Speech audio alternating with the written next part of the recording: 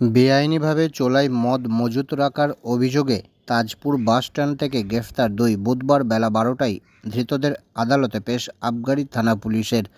Police সূত্রে জানা যায়, ধৃতরা হলো গণেশ মাল, বয়স 40 বছর এবং দুখু মাল, বয়স 37 বছর। তাদের বাড়ি মেমারি থানার বরসুয়া এলাকায়। জানা যায়, মেমারি আবগারি বিভাগের ভারপ্রাপ্ত আধিকারিক তথা আবগারি ওসি মোজাম্মেল হকের নেতৃত্বে গত মঙ্গলবার রাতে পুলিশ গোপন সূত্রে খবর পেয়ে অভিযান চালিয়ে অভিযুক্ত ওই দুইজনকে তাজপুর বাসস্ট্যান্ড এলাকা থেকে গ্রেফতার করে।